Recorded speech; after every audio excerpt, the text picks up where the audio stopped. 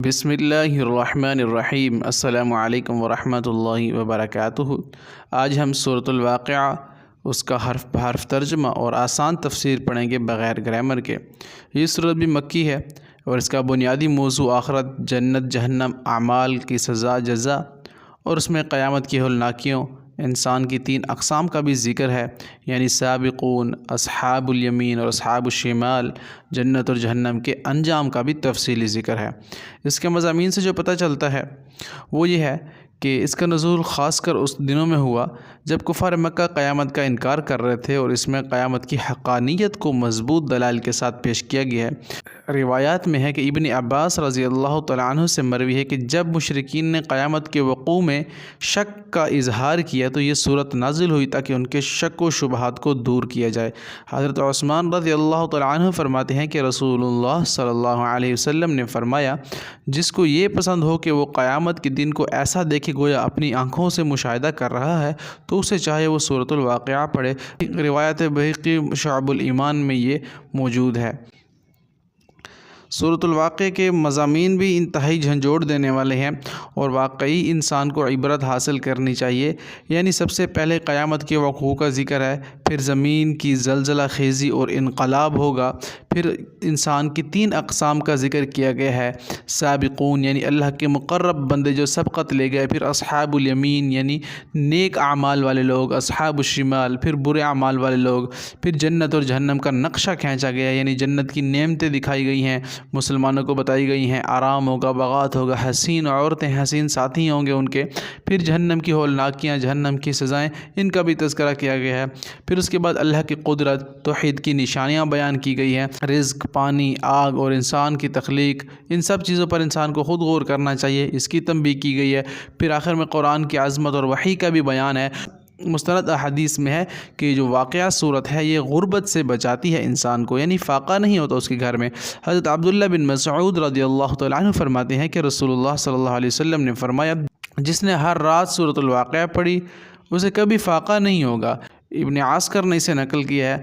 پھر صحابہ کرام کے معمول کیا تھا وہ بھی ہمیں پتہ چلتا ہے۔ عبداللہ بن مسعود رضی اللہ تعالیٰ عنہ فرماتے ہیں، مجھے رسول اللہ صلی اللہ علیہ وسلم نے حکم دیا تھا کہ میں اپنے اہل خانہ کو سورۃ الواقعہ کی تعلیم دوں۔ شعب الایمان میں یہ موجود ہے۔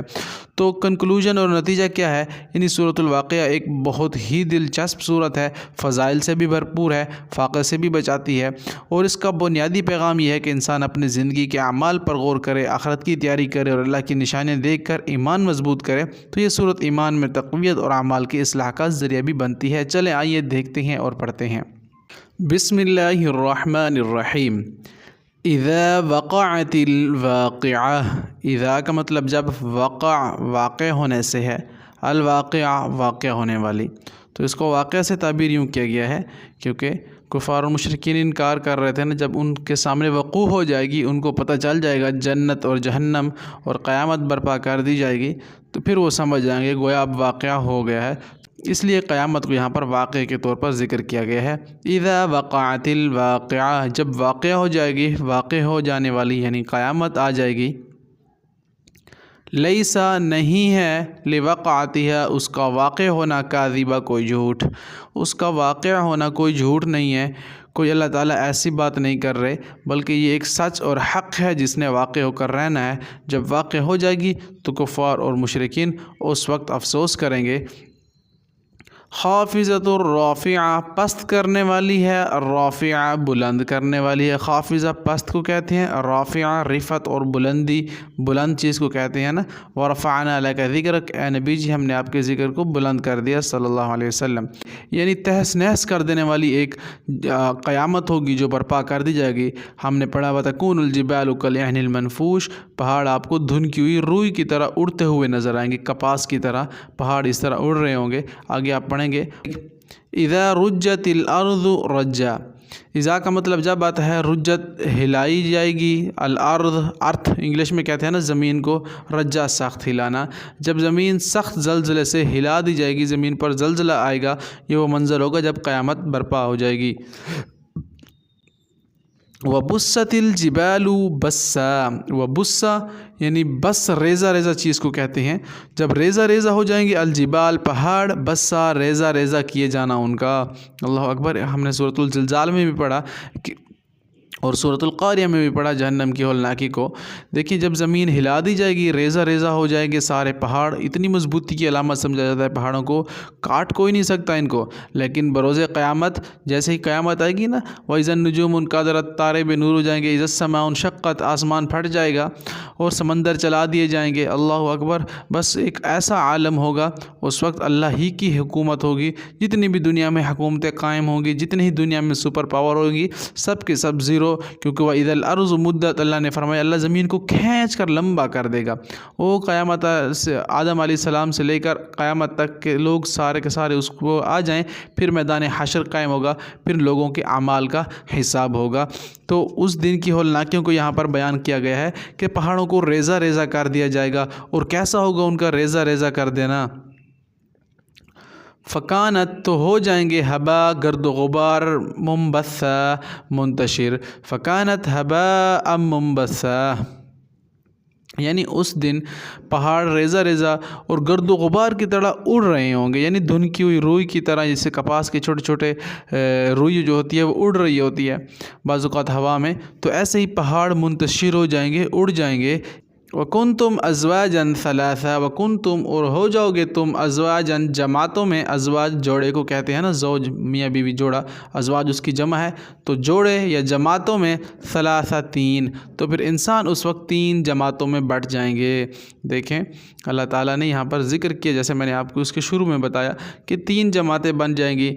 नंबर 1, फ़अस्हाबुल मैमना, पस दाएँ हाथ वाले, मा अस्हाबुल मैमना, क्या हैं दाएं हाथ वाले? यानी दाएं हाथ वाली एक जमात होगी। तो नबी जी सल्लल्लाहु अलैहि वसल्लम आपको क्या मालूम कि वो दाएं हाथ वाले कौन होंगे? यानी इससे मुराद नेकोकार लोग होंगे दाएं हाथ वाले, जो नेकी किया करते थे, उनको नाम अमाल दाएं हाथ में मिलेगा। कामयाब लोग होंगे। व अस्हाबुल मशअमा, मा अस्हाबुल मशअमा, व अस्हाबुल मशअमा, और बाएं हाथ वाले, मा अस्हाबुल मशअमा, और क्या हैं बाएं हाथ वाले? यानी कौन लोग होंगे बाएं हाथ वाले? वो लोग होंगे जिनको जहन्नम का सर्टिफिकेट मिल चुका होगा, बाएं हाथ में उनको नाम अमाल मिला होगा, तो इन लोगों का मुक़द्दर जहन्नम होगा। तीसरा कौन से लोग होंगे? वस्साबिकून अस्साबिकून, आगे बढ़ने वाले, अस्साबिकून आगे बढ़ने वाले हैं। यानी वो लोग जो सबक़त ले गए आमाल में, तक़वा की पीक पर जो होंगे, जिन्होंने दुनिया में अल्लाह को ज़रा भी नाराज़ नहीं किया, हर वक्त तक़वे में। अगर वो औरतें हैं तो उस वक्त उनका लिबास, उनका हया, उनका पर्दा, उनकी सारी चीज़ों से पता चलता है कि एक प्योर मुस्लिम है।